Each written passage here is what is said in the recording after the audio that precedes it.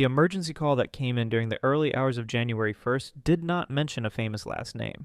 It did not reference Hollywood, awards, or legacy. It was described simply as a medical emergency inside a well-known hotel in San Francisco.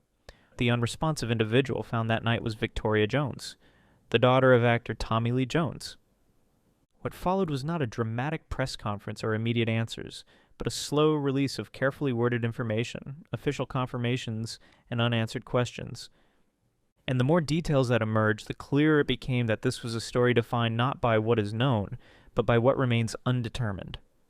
According to publicly available reports, emergency responders were dispatched to the San Francisco Fairmont Hotel shortly before 3 a.m. on January 1st. The call was categorized as a high-priority medical response, using standard emergency terminology to describe a possible overdose situation, along with what responders referred to as a color change. This language, while it later drew public attention, is commonly used by emergency services to describe observations that may indicate a serious medical condition.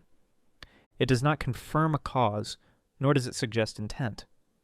It is a clinical description used in moments where speed and clarity matter more than conclusions. When police and fire department personnel arrived at the scene, they found a deceased individual. At that time, the person was not publicly identified.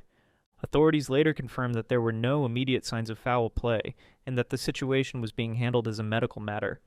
Local law enforcement sources speaking to media outlets emphasized that the investigation did not indicate criminal involvement.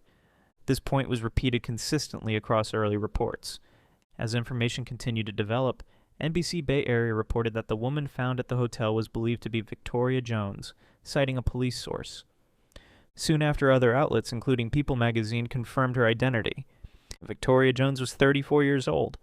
The San Francisco office of the chief medical examiner did not immediately release an official cause of death, and as of the latest available information, the cause has not been publicly finalized. This process can take time, particularly in cases involving toxicology testing and medical review. What is important to understand is that early classifications and dispatch terminology do not represent final medical conclusions. They reflect what responders observe and communicate in real time, often with limited information. Despite this, the story quickly attracted public attention due to Victoria's family background. Victoria was the daughter of Tommy Lee Jones, a veteran actor known for decades of work in film and television. Jones, who is 79, has generally maintained a private personal life, and public statements regarding the situation were not immediately made. Victoria was also the daughter of Kimberly Claughley, Tommy Lee Jones's former wife. She had one sibling, her brother Austin Jones. While Victoria was not a public figure in the same way as her father, she had appeared on screen in several projects over the years. Her appearances included a role in Men in Black 2 in 2002, The Three Burials of Melquiades Estrada in 2005, and a brief appearance on the television series One Tree Hill in 2003. Her involvement in acting, while limited, placed her at times within the public eye. However, much of her adult life remained largely private. In the months leading up to her death, publicly accessible court records show that Victoria had several legal encounters. These records, reviewed by media outlets, indicate that she was arrested at least twice within the past year. In April 2025, she was taken into custody in Napa County, California, and charged with 3 misdemeanors.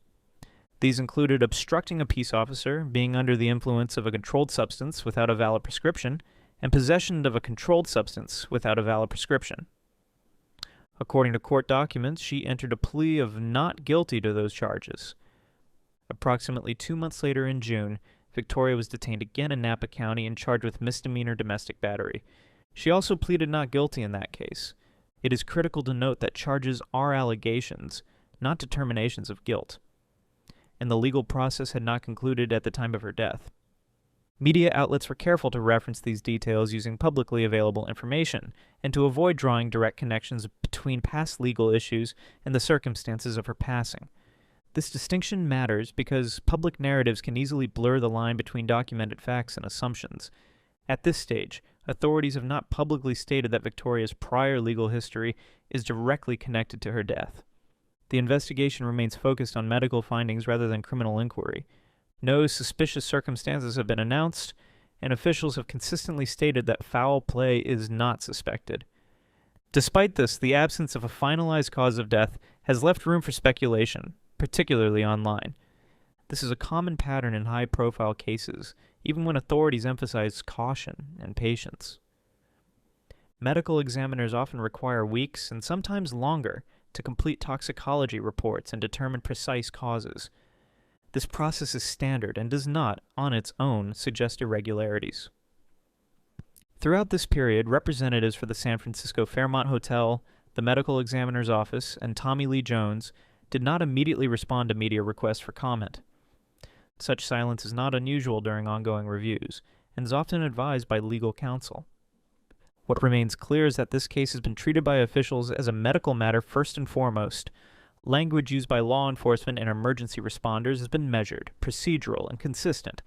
There have been no public allegations, no accusations of third-party involvement, and no indication of intentional wrongdoing. As the story continues to circulate, it highlights a broader issue in how tragedies involving recognizable names are consumed and discussed. Behind the headlines and speculation is a real person, a family, and a situation still undergoing formal review. Responsible reporting relies on what can be confirmed, while acknowledging what has not yet been determined.